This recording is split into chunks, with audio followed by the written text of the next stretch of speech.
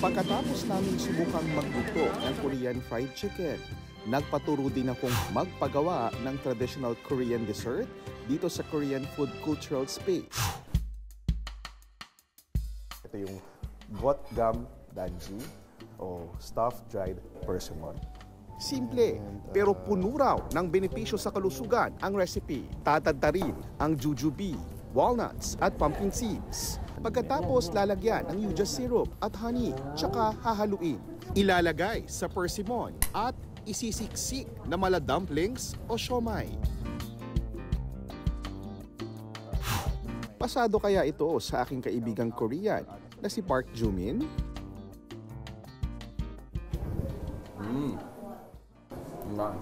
Nice, really?